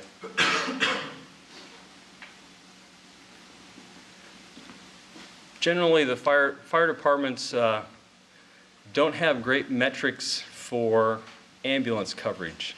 So we kind of fall back on what we know. When we look at fire coverage or our fire protection rating, each circle is 1.5 miles radius. And that is what we use for our fire engine because of response times, which are similar, 4 minutes, whether it's an ambulance or whether it's a fire truck or a fire engine. It's a great approximate value to use when you're looking at the medic squads. Looking on your left, that's how we look today. Each circle is 1 ambulance in the city. The circle that has the vertical stripes in it represents that station has an engine in it, which is a paramedic level engine. On the right is what is proposed. You'll notice in the center, there's just 1 circle as opposed to 2, but the number of circles with the vertical stripes in it have gone from 2 to 4. The purpose for that is to address a very significant need in the downtown area, which is the busiest part of the city. It didn't used to be so concentrated. There's been a lot of changes since the late 80s, early 90s, and it's not that time anymore. The numbers of calls are not dispersed in the same manner. We don't dispatch to scenes by neighborhood station anymore. We use the closest available unit. And this is our best distribution for 7 ambulances in the city. I have no doubt about that. When I talk to Southside neighborhoods, one of the things that I brought up is to their concern about how long it takes to get to the hospital when they call. The turnaround times are really dramatically shorter in the near Southside area, especially in the Indianola Hills area, which is one of the group that submitted the petition. It is a shorter distance to get to people in that neighborhood and to get them to the hospital and even to get back in the station than it is a one-way distance from Easter Lake, Brook Run, Milhay Mall, west of the airport, and those things are minutes, and those things make a big difference.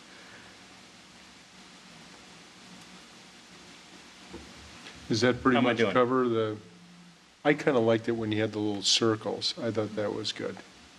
You're showing it here, but I kind of like the way you put them down before. Well, Dramatic impact. Yeah, it is. In an effort to be as efficient as possible, I jokingly refer to it, although it's a very serious topic, as my 3rd grade art project. I literally have laminated construction circles, and you can reconfigure the city at will. But some things I really want people to consider when they look at these reductions.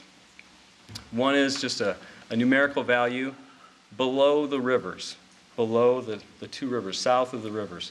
Last year, we did about 5,000 runs in those ambulances. It used to be a greater percentage of our total. North of the rivers, we did over 10,600 runs.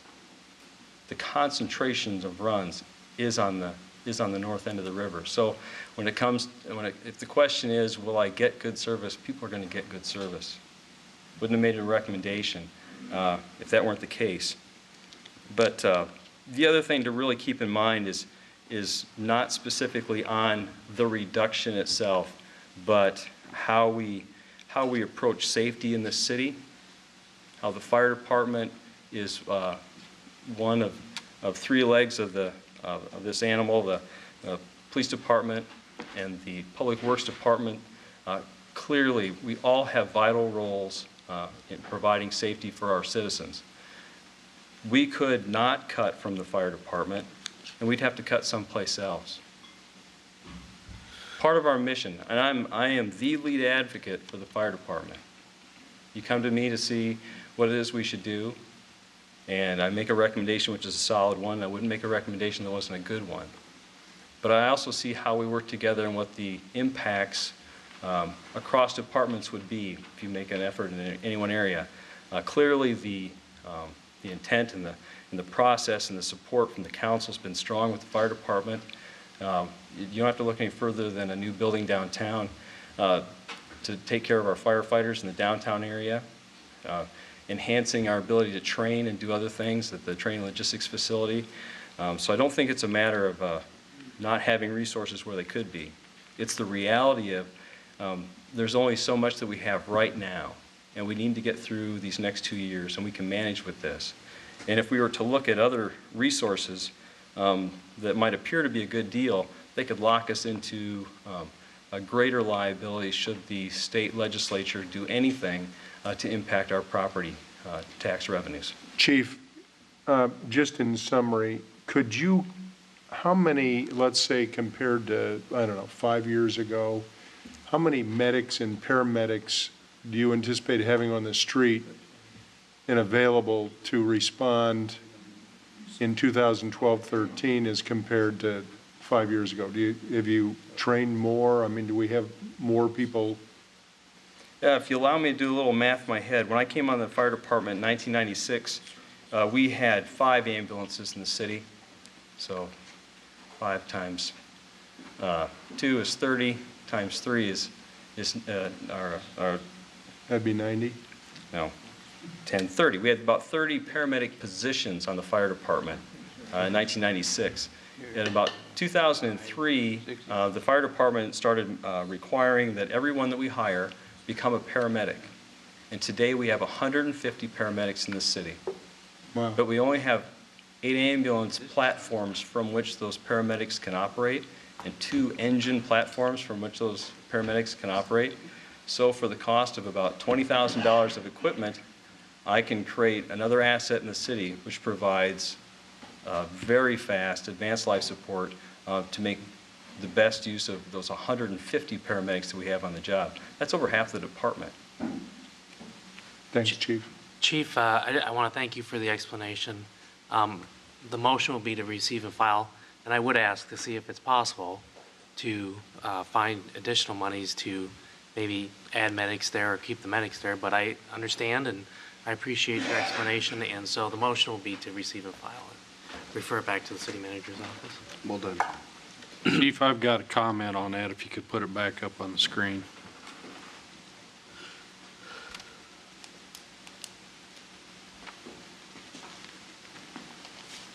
You know, we had a meeting the other day, and I felt halfway satisfied when I left, and I explained my philosophy. Looking at this, I even feel worse now because of this void on the northeast side. And you've got basically one ambulance unit that covers the whole northeast side.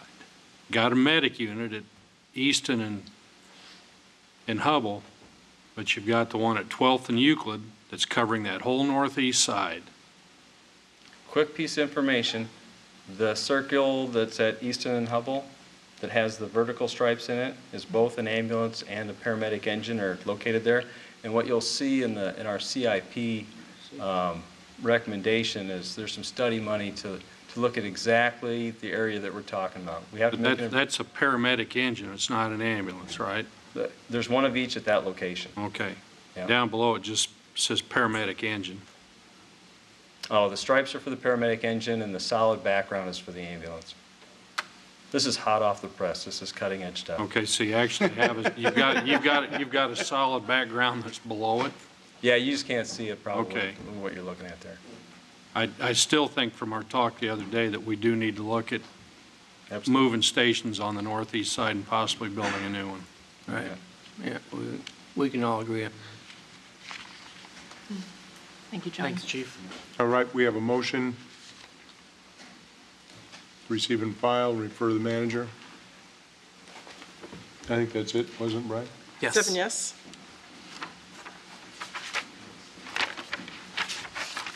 Right, takes us to item 54, which is the receipt of the financial statements of the Des Moines International Airport for the fiscal year ended June 30, 2011 and 2010. I'll move. Any comment? Seeing none. Did we 7 already, yes. did we already do 53? We did, yeah. Oh, that's Yep. what I thought. We moved it up, right?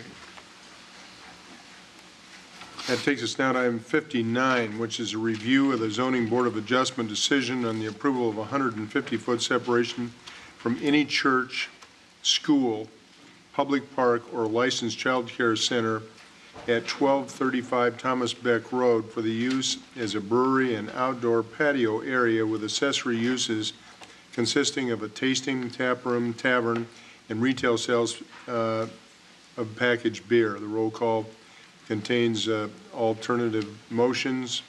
Council Communication number 12-053. Anyone here to comment on this item? I'll move to not remand back to the Board of Adjustment.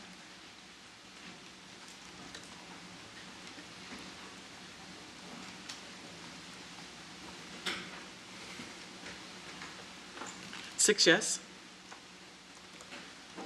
Item 60, there's a, this is a really a big moment for our city and all of our collective bargaining units. I'm going to read this and then I'll ask the city manager to make a comment. But this is about all of our city employees and our management and the city council all working together to look towards the future of this city. Collective bargaining agreements for July 1 of 2012 through June 30 of 2015 with the following. A, the Municipal Employees Association, MEA. B, Central Iowa Public Employees Council, CPEC. C, Police Bargaining Unit, PBU Association. D, the Gold Breaker Organization, GBO. Mr. Manager. Thank you, Mr. Mayor, council members. As the mayor indicated, we have 4 agreements on the agenda this evening. I can't begin to tell you how happy I am with these agreements and the work that's been done to get to this point. When we started this process, we talked about different broad goals. 2 of the really big ones were, number 1, that we stay within the proposed budget parameters. This proposal does that. These cost increases are within what we have talked about in our proposed budget. And the second one was to increase health contributions from employees, and these proposals do that as well. In particular, I want to point out a couple things about it.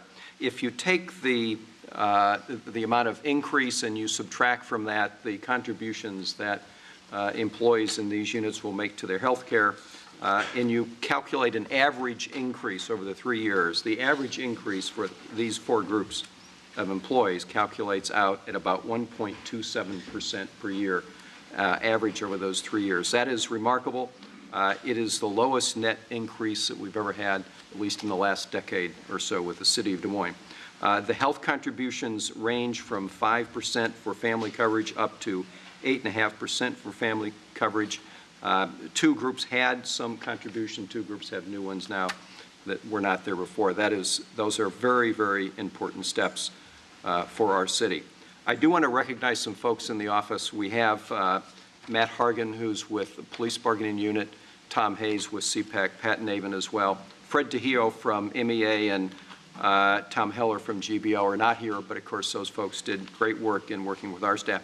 And I do also want to recognize really great work and leadership on the part of James Wells in the back here. Our negotiating team, together with James, included Jim Hanks from the Allers firm and Carol Mosier from legal, and then also Alan McKinley and Jeff Lester both supported the process as we went through it. So these are 3-year agreements, and I must say this is a great testament to our employees as well as the leadership at a time when the city most needs it, when we're most challenged by budgetary problems.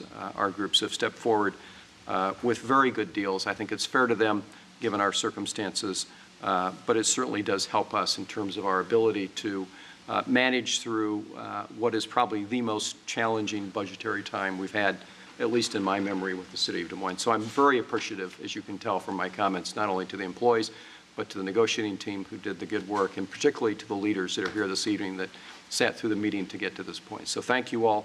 I recommend it strongly to the mayor and council. We'd be happy to answer any questions you might have. Council, any questions? I'd just like to add that I think it's great, and I appreciate all of the willingness of all the different groups to come forward and work with the city on this, because we do have difficult budget times. One of the questions that I'd just like to ask that we get back to the council would be on the wellness piece. You know, how do we evaluate that? We've done this before, and I just want to make sure that we've got a mechanism in place that we can evaluate that and have some concrete information as to what the impact would be, so, you know, it goes into effect. We'll do that.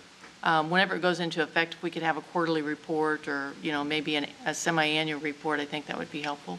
All right. Anyone else? Skip? Yeah, I'd like to say that I'm really proud of our bargaining units.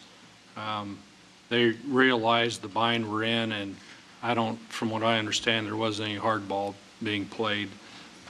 Very proud of our staff that were on the other side of the table, but I'm very proud of the fact that I'm on a council for the capital city, that hopefully this will pass and that we recognize the need to pay living wages with decent benefits, and this helps us seek out the best and brightest, and we do have fantastic staff with the City of Des Moines. And I'm going to move 60A, B, C, and D. Well done. 7 yes. Thank you all for the hard work. I would ask now that we have a motion to adjourn as City Council and reconvene as Board of Health. All in favor say aye. Aye. Opposed, same. We now sit as the Board of Health. Item 1 is approving the legal department to proceed with court action seeking authority to abate the public nuisance at the following locations. A is 1954 East Bell Avenue. It's a fire damaged main structure and garage structure. And B is 3934 14th Street. It's a main structure and a garage structure. Is there anyone in the audience here to speak on either of these items? Again, this is for a legal department to begin with court actions seeking the authority to abate the public nuisance. Seeing none, could we have a motion? All in favor say aye. Aye. Opposed? Item 1A and B passes. Could we have a motion to adjourn, please? All in favor say aye. Aye. We sit adjourned. Thank you all for attending. Appreciate it.